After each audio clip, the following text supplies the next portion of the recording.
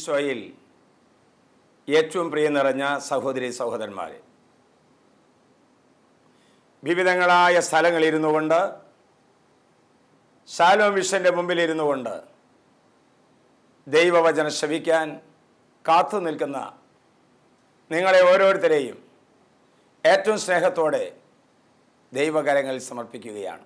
ഇന്ന് നമ്മൾ ചിന്തിക്കാൻ പോകുന്ന വിഷയം ദൈവത്തിൻ്റെ സംരക്ഷണം, ദൈവത്തിൻ്റെ പരിപാലനം. യെശയ്യായുടെ പുസ്തകം 13-ാം അധ്യായം 21-ാം തിരുവാക്യം.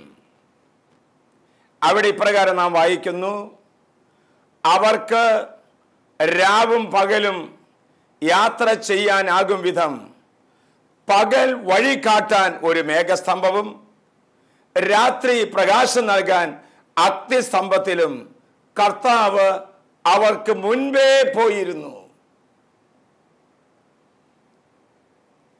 പകൽ യാത്ര ചെയ്യാൻ വഴി കാട്ടാൻ മേഘസ്തംഭവും രാത്രി പ്രകാശം നൽകാൻ അഗ്നിസ്തംഭത്തിലും കർത്താവ് അവർക്ക് മുൻപേ പോയിരുന്നു. പ്രിയപ്പെട്ടവരെ, ജീവിതം ഒരു യാത്രയാണ്. ആ യാത്രയെ സുഗമമാക്കി തീർക്കുവാൻ ധാരാളം സഹയാത്രികൾ ഉണ്ടായിരിക്കാം. ജീവിതം ഒരു യാത്രയാണെങ്കിൽ ദുഃഖത്തിൽ നിന്ന് സന്തോഷത്തിലേക്കൊരു യാത്ര, തിന്മയിൽ നിന്ന് നന്മയിലേക്കൊരു യാത്ര, അശുദ്ധിയിൽ നിന്ന് വിശുദ്ധിയിലേക്കൊരു യാത്ര, ദാരിദ്ര്യത്തിൽ നിന്ന് സമ്പത്തിലേക്കൊരു യാത്ര, അനാരോഗ്യത്തിൽ നിന്ന് ആരോഗ്യത്തിലേക്കൊരു യാത്ര, നിരീശ്വരവാദത്തിൽ നിന്ന് വിശ്വാസത്തിലേക്കൊരു യാത്ര. ജീവിതം ഒരു യാത്രയാണ് പ്രിയപ്പെട്ടവരെ. ഈ ജീവിതമാകുന്ന യാത്രയിൽ പകൽ സമയങ്ങളിൽ വഴി കാണിക്കാൻ ഒരു വ്യക്തി, രാത്രികാലങ്ങളിൽ പ്രകാശം കാണിക്കാനായിട്ട് ഒരു വ്യക്തി നമ്മുടെ ജീവിതത്തിൽ ഉണ്ടാകുമെങ്കിൽ ആ ജീവിതം സുനിശ്ചയമായും ലക്ഷ്യത്തിലെത്തിച്ചേരും. ദൈവം ഏറ്റവും കൂടുതൽ സ്നേഹിച്ച, തൻ്റെ കൃഷ്ണമണി പോലെ സ്നേഹിച്ച ഇസ്രായേൽ ജനത്തോട് ദൈവം കാണിച്ച കരുണയാണ്, ദൈവം കാണിച്ച സ്നേഹമാണ് ഈ പറയുന്നത്. പകൽ സമയത്ത് യാത്ര ചെയ്യാൻ ഒരു മേഘസ്തംഭത്തിൽ കടന്നു വന്ന് അവിടെ ജീവിതത്തിൽ തണൽ വിരിച്ച് ക്ഷീണമറിയാതെ മുന്നോട്ട് പോകുവാൻ പ്രഭാതങ്ങളിൽ മേഘസ്തംഭത്തിൽ പ്രത്യക്ഷനാകുകയും ഇനി എവിടേക്ക് പോകണമെന്ന് അറിയാതെ വേദനിക്കുന്ന സമയത്ത്, ദിശയറിയാതെ അലയുന്ന സമയത്ത് ദീപസ്തംഭമായി പ്രകാശം നൽകിക്കൊണ്ട് പ്രകാശത്തിന്റെ വഴിയിലൂടെ നയിക്കാൻ ഇതാ ദൈവമായ കർത്താവ് മുന്നിലൂടെ നടക്കുകയാണ്. പ്രിയപ്പെട്ടവരെ, ദൈവത്തിന്റെ സംരക്ഷണം കൃത്യമായി അനുഭവിച്ച ഒരു ജനതയാണ് ഇസ്രായേൽ ജനത. ഇന്ന് ഈ വിഷന്റെ മുമ്പിൽ ഇരുന്നു കൊണ്ട് പ്രാർത്ഥിച്ചുകൊണ്ടിരിക്കുന്ന, ശ്രദ്ധയോടുകൂടി വചനം ശ്രവിച്ചുകൊണ്ടിരിക്കുന്ന ഓരോ മക്കളുടെ ജീവിതത്തിൽ യേശു വഴി കാണിക്കാനായി കാത്തു നിൽക്കുന്നുണ്ട്. പിതാവായ ദൈവം പ്രകാശമായി നമ്മുടെ ജീവിതത്തിൽ കടന്നു വരുന്നുണ്ട്. എന്തിനു വേണ്ടിയിട്ടാണത്? തിന്മകളിൽ അകപ്പെടാതെ ശരിയായ പാതയിലൂടെ കടന്നു പോകുവാൻ വേണ്ടിയിട്ട്. പ്രിയപ്പെട്ടവരെ, 139-ാം സങ്കീർത്തനം 5-ാം തിരുവാക്യത്തിൽ നാം വായിക്കുന്നു: മുൻപിലും പിൻപിലും അവിടുന്ന് നിനക്ക് സംരക്ഷണം നൽകുന്നു, അവിടുത്തെ കരം എൻ്റെ മേലുണ്ട്. മുൻപിലും പിറകിലും അവിടുന്ന് എനിക്ക് സംരക്ഷണം നൽകുന്നു, അവിടുത്തെ ശക്തമായ കരം നമ്മുടെ മേലുണ്ട്. ഒന്ന് ആലോചിച്ച് നോക്കുക. എന്നെ നയിക്കുവാനായിട്ട് എൻ്റെ മുൻപിലും എന്നെ പ്രചോദിപ്പിക്കുവാനായിട്ട് എൻ്റെ പിൻപിലും. നമ്മൾ കാണാറുണ്ടല്ലോ, കൊച്ചുകുട്ടികൾ നടക്കുമ്പോൾ ഒന്ന് കൈക്ക് പിടിച്ച് മുന്നാലെ നടക്കുന്നത്. ജെറുസലം വചനക്കൂടാരത്തിലെ ബൈബിൾ ഗ്രാമിലെ പുതിയതായി വന്ന കുഞ്ഞുമക്കളുടെ മുൻപിൽ നിന്നുകൊണ്ട് കൊച്ചു ഒരു കുഞ്ഞിൻ്റെ കൈക്ക് പിടിച്ചങ്ങോട്ട് മുന്നോട്ട് നയിക്കുമ്പോൾ അതിൻ്റെ പിന്നാലെ കുഞ്ഞുങ്ങളെല്ലാവരും അണിനിരക്കുന്നത് ഞാൻ കണ്ടിട്ടുണ്ട്. മുൻപിൽ നിൽക്കുന്നത് നയിക്കാൻ വേണ്ടിയിട്ടാണ്, പിൻപിൽ നിൽക്കുന്നതോ പ്രചോദിപ്പിക്കാൻ വേണ്ടിയിട്ടാണ്. ഏതെങ്കിലും സമയത്ത് തളർന്നു വീണാൽ, ക്ഷീണിച്ചു പോയാൽ സാരമില്ല എന്ന് പറഞ്ഞുകൊണ്ട് അവനെ വീണ്ടും ആ അണിയിലേക്ക് കൂട്ടിക്കൊണ്ടുവരുവാൻ. ആദ്യകാലങ്ങളിൽ സായങ്കാലങ്ങളിൽ ജെറുസലേം വചന കൂടാരത്തിൻ്റെ പാടശേഖരങ്ങളിൽ കണ്ണു നട്ടിരിക്കുക എനിക്ക് വളരെ ഇമ്പകരമായിരുന്നു. ചിലപ്പോൾ ചില പക്ഷികൾ ഇങ്ങനെ കൂട്ടം കൂട്ടമായി പറക്കുന്നത് കാണാൻ. അതിലെ ഒരു പക്ഷി മുന്നിൽ നിൽക്കും, ബാക്കി എല്ലാവരും പ്രത്യേകമായി ക്രമീകൃതമായിരിക്കുന്ന ഒരു അറേഞ്ച്മെന്റിൽ അങ്ങനെ പറക്കുന്നത് കാണാൻ എനിക്ക് കൊതിയ. അവരുടെ ആ സഹകരണവും അവരുടെ ആ ഒത്തൊരുമയും കണ്ടിങ്ങനെ നിൽക്കാറുണ്ട്. മുന്നിൽ പറക്കുന്ന പക്ഷിയുടെ ആ തീക്ഷ്ണതയും അതിൻ്റെ ശക്തിയും അനുസരിച്ചിട്ടാണ് പിന്നിൽ അണിചേർന്നിരിക്കുന്ന ഓരോ പക്ഷികളും പറക്കുന്നത്. എന്ന് പറഞ്ഞാൽ നേതൃത്വം നൽകുന്നവൻ തീക്ഷ്ണതയോടെയും ഔദാര്യത്തോടും ഉത്സാഹത്തോടും കൂടി നേതൃത്വം നൽകുമ്പോഴാണ് അതിലെ പിന്നണികളെല്ലാം ഒരുപോലെ കടന്നു വരാൻ സാധിക്കുന്നത്. പ്രിയപ്പെട്ടവരെ, നമ്മുടെ ജീവിതത്തിൽ ഏതെല്ലാം പ്രതിസന്ധികളിലൂടെ കടന്നു പോകുന്നവരാണെങ്കിലും, ദുഃഖങ്ങളിലൂടെ, സങ്കടങ്ങളിലൂടെ, തിന്മയുടെ സാഹചര്യങ്ങളിലൂടെ കടന്നു പോകുന്നവരാണെങ്കിലും ദൈവമായ കർത്താവ് പറയുന്നു, നിന്നെ നയിക്കാൻ നിന്റെ മുൻപിൽ ഞാനുണ്ടല്ലോ. നിനക്കൊരു തകർച്ച വരുമ്പോൾ, നിനക്കൊരു ക്ഷീണം വരുമ്പോൾ, ഒരു പ്രലോഭനം വരുമ്പോൾ നിന്നെ കൈപിടിച്ച് നടത്തുക മാത്രമല്ല, പിന്നിൽ നിന്നുകൊണ്ട് നിന്നെ പ്രചോദിപ്പിച്ച് മുൻനിരയിലേക്ക്, മുഖ്യധാരയിലേക്ക് വരാനായിട്ട് ദൈവമായ കർത്താവ് നമ്മെ സഹായിച്ചു കൊണ്ടിരിക്കുകയാണ്. മകളെ, കരിക്കട്ട പോലുള്ള ജീവിതത്തെ തീക്കട്ടയാക്കി മാറ്റാൻ കർത്താവിന് സാധിക്കും. വളരെ മന്ദതയിൽ കടന്നു നീങ്ങുന്ന ജീവിതത്തെ ജാഗ്രതയോടെ കൊണ്ടുപോകാൻ ദൈവത്തിന് സാധിക്കും. കാരണം ദൈവമായ കർത്താവ് വിജയകരമായ അവിടുത്തെ വലത് കൈകൊണ്ട് നമ്മുടെ ഓരോരുത്തരെയും കരങ്ങൾ പിടിച്ച് നമ്മോട് പറയുകയാണ്, ഭയപ്പെടേണ്ട, സംഭ്രമിക്കേണ്ട, ഇത് ഞാനാണ്. എൻ്റെ വിജയകരമായ വലത് കൈകൊണ്ട് ഞാൻ നിന്നെ താങ്ങി പിടിക്കും. ഞാൻ നിന്നെ സുനിശ്ചിതമായി ലക്ഷ്യസ്ഥാനത്തിലേക്ക് എത്തിക്കും. തിരുസഭയുടെ ചരിത്രത്തിൽ അനേകം വിശുദ്ധരുടെ ജീവചരിത്രങ്ങളിലേക്ക് കടന്നു പോകുമ്പോൾ ചില വ്യക്തിത്വങ്ങൾ കൊണ്ടുവരികയാണ്. വിശുദ്ധനായ അഗസ്തീനോസ് 33 വർഷക്കാലം ദൈവം ആരാണ്, ദൈവത്തിന്റെ സ്നേഹം എന്താണ്, ദൈവകൽപ്പന എന്താണ്, സദാചാര മൂല്യങ്ങൾ എന്താണെന്ന് തിരിച്ചറിയാത്ത ഒരു യുവാവായിരുന്നു. ദൈവനിന്ദയും സഭാനിന്ദയുമുള്ള കാര്യങ്ങളിൽ പ്രവേശിക്കുക ആനന്ദകരമായിരുന്നു. പ്രേത പിശാചുക്കളുടെ പ്രസാദിപ്പിക്കുന്ന കല ആവിഷ്കാരങ്ങൾ കണ്ട് ആനന്ദിക്കുക പതിവ് സ്വഭാവമായിരുന്നു.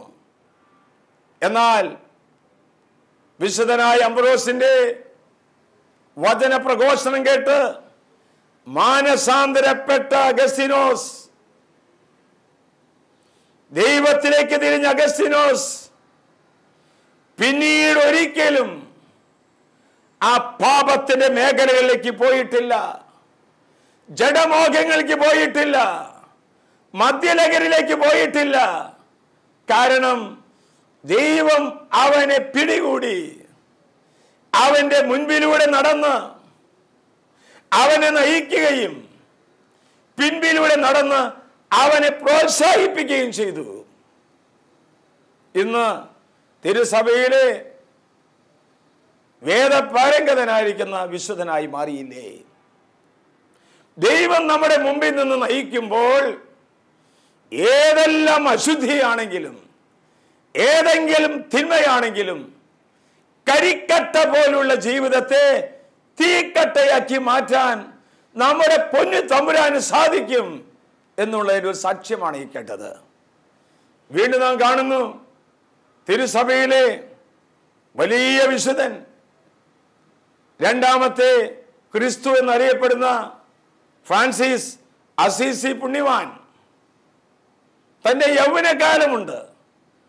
ഓരോ വിശുദ്ധനും ഒരു പഴയ ജീവിതമുണ്ട്. പ്രിയപ്പെട്ടവരെ, മാനസാന്തരപ്പെട്ട പാപികളുടെ ഒരു വലിയ ഹോസ്പിറ്റലാണ് കത്തോലിക്ക സഭ എന്ന് പറയുന്നത്.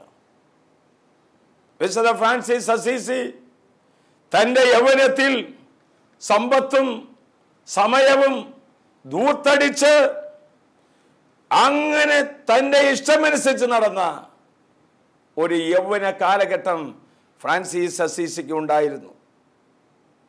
വീട്ടിൽ പോലും പോകാതെ, കയറാതെ സുഖലോലുപതയിൽ പാട്ടും അതുപോലെ തന്നെയുള്ള മേളങ്ങളുമായി നടന്ന ഒരു കാലഘട്ടം ഉണ്ടായിരുന്നു.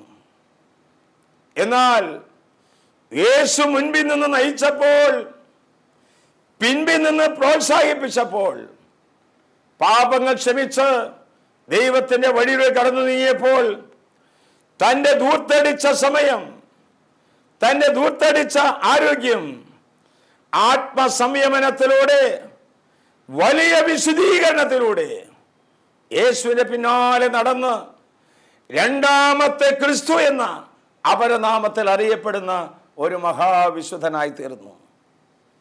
കരിക്കട്ട പോലെയുള്ള ജീവിതങ്ങളെ തീക്കട്ടയാക്കി മാറ്റാൻ ദൈവം നമ്മുടെ മുൻപിൽ നിൽക്കുകയും നമ്മെ സംരക്ഷിക്കുകയും നമ്മെ പരിപാലിക്കുകയും ചെയ്യുമ്പോൾ സാധിക്കുമെന്നാണ് വിശുദ്ധമായ ചരിത്രത്തിലൂടെ തിരുസഭ മാതാവ് നമ്മെ പഠിപ്പിക്കുന്നത്. വിശുദ്ധ ഇഗ്നേഷ്യസ് ലയോള ആരംഭകാലത്ത് ഈശോയെ അറിയുന്നത് വരെ അരയിൽ കടാരം വെച്ച് നടന്നവരാണ്. എന്ന് പറഞ്ഞാൽ പ്രതികാരത്തിന്റെയും ദേഷ്യത്തിന്റെയും അഹങ്കാരത്തിന്റെയും ഒരു പ്രതീകമായിരുന്നു.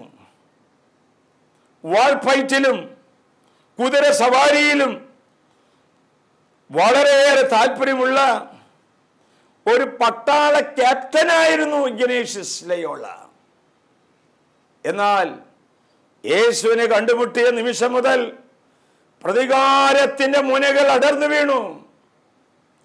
ദേഷ്യവും പ്രതികാരവും മനസ്സിൽ നിന്ന് എടുത്തുമാറ്റി അങ്ങനെ ശാന്തതയുടെയും അനേക മക്കളെ ദൈവത്തിലേക്ക് നയിക്കുന്ന സന്യാസാസഭ സ്ഥാപനത്തിന്റെയും സ്ഥാപക പിതാവായി മാറുവാനായിട്ട് ഇഗ്നേഷ്യസ് ലയോളയെ കർത്താവ് തിരഞ്ഞെടുത്തു.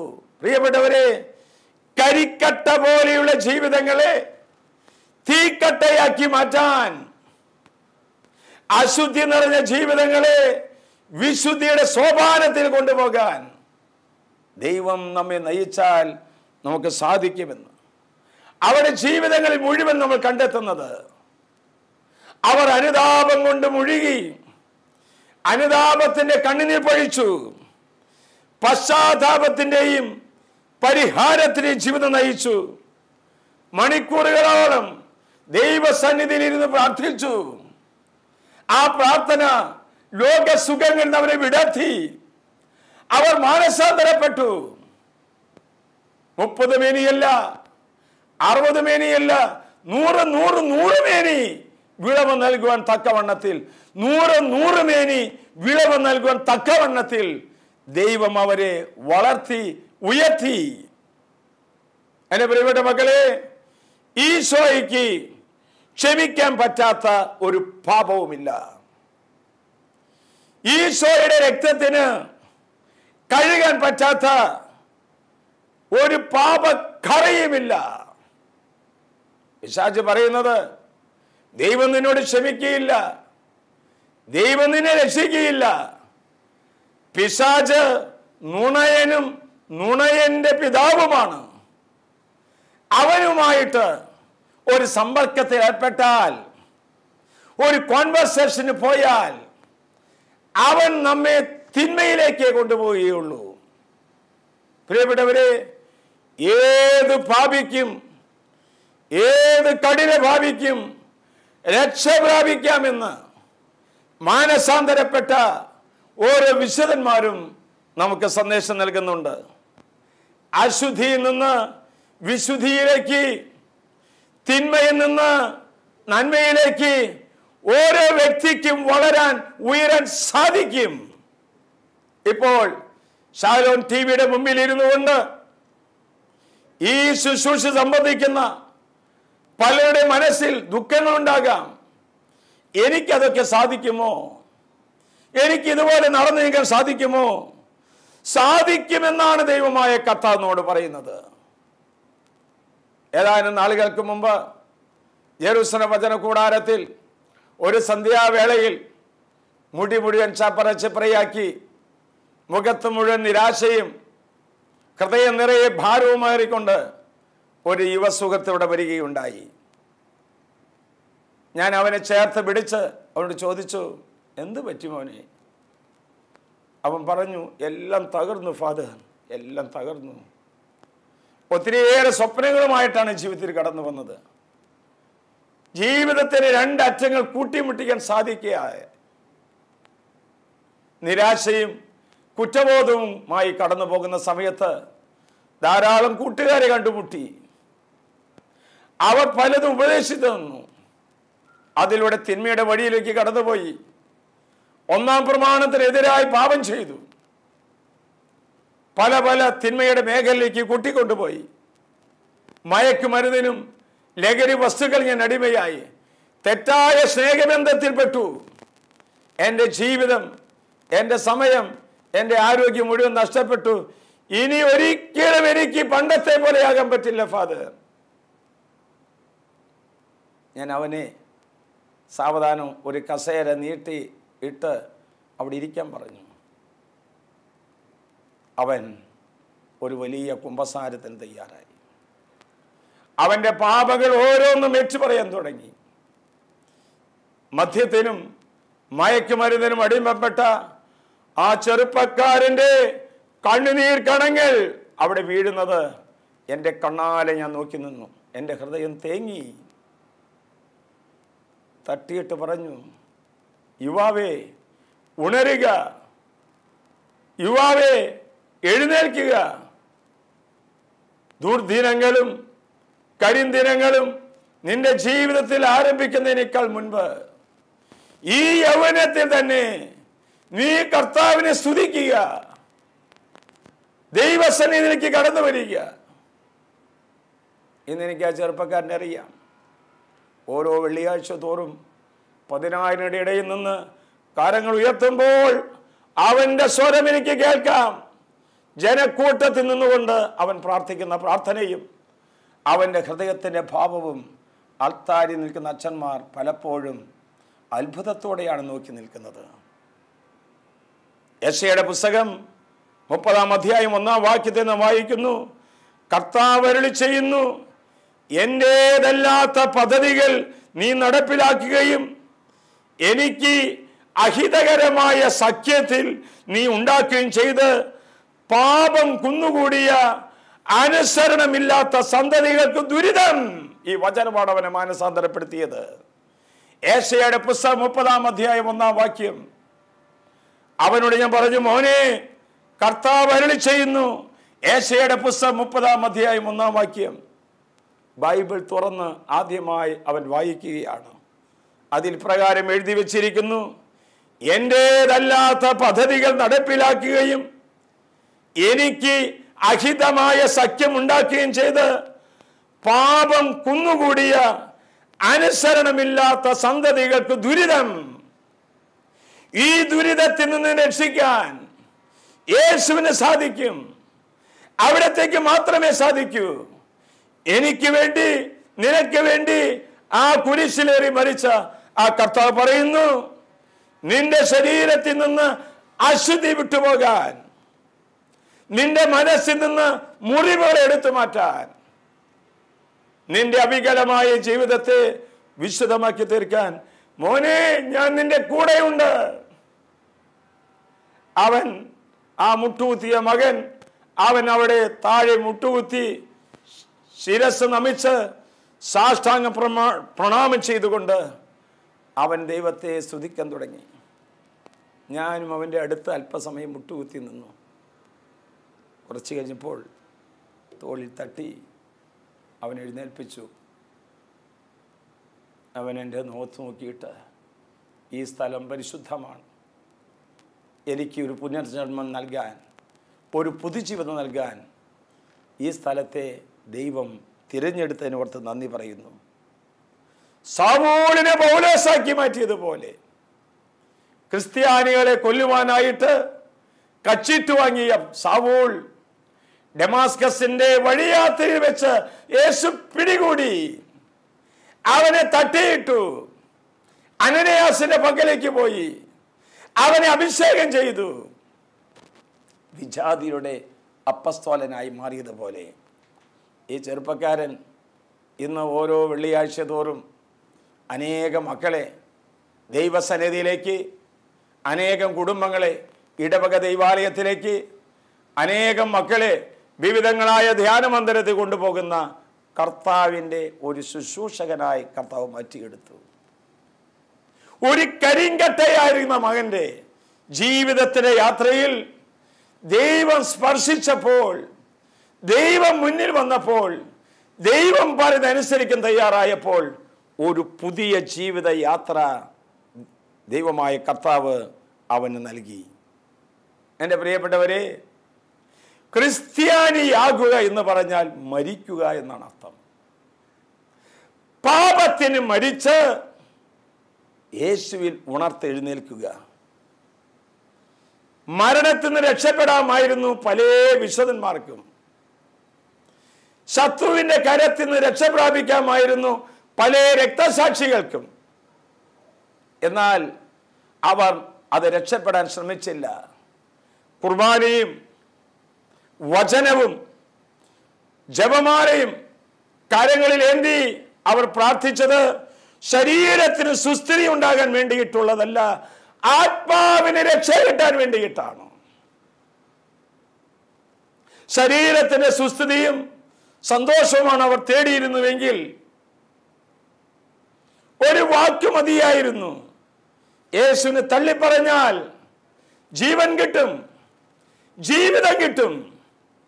എന്നാൽ വിശുദ്ധന്മാർ ആത്മാവിന് പ്രാധാന്യം കൊടുത്തുകൊണ്ട് കൈകളിൽ ജപമാല ഏന്തി ദിവ്യകാരുണ്യനാഥന്റെ സന്നിധിയിൽ പോയി വചനം എടുത്തു വായിക്കുകയാണ്.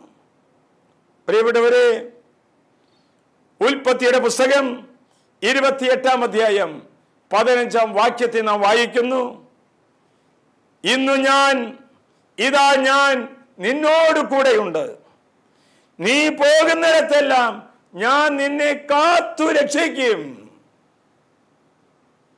ഇതാ ഞാൻ നിന്നോട് കൂടെയുണ്ട്. നീ മരണത്തിലേക്ക് പോകുമ്പോൾ, നീ രോഗത്തിന് അടിമയായി തീരുമ്പോൾ, നിനക്ക് പ്രലോഭനങ്ങൾ ഉണ്ടാകുമ്പോൾ, നിന്റെ ഹൃദയത്തിൽ തിന്മയുടെ വലിയ വലിയ കുന്നുകൾ കുന്നുകൂടുമ്പോൾ ദൈവമായ കർത്താവ് പറയുന്നു, ഞാൻ നിന്റെ കൂടെയുണ്ട്, ഞാൻ നിന്റെ കൂടെയുണ്ട്.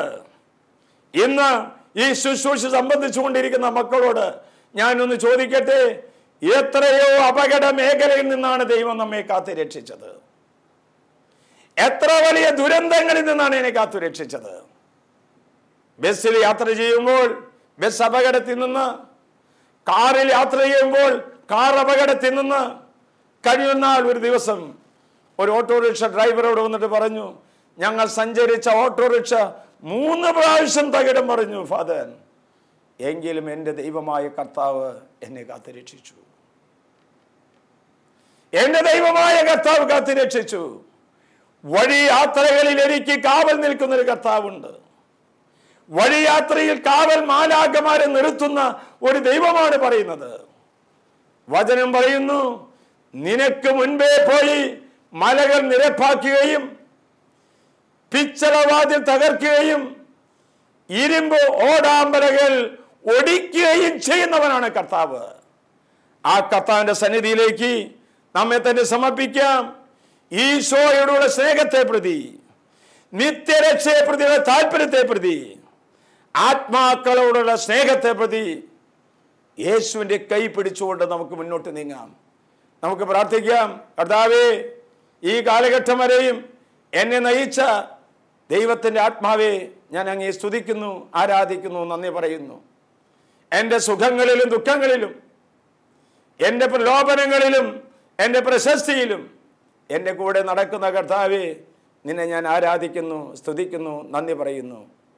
ഈശോ, മറിയം, യൗസേപ്പേ, ഞങ്ങൾക്ക് വേണ്ടി പ്രാർത്ഥിക്കണമേ. ആമേൻ.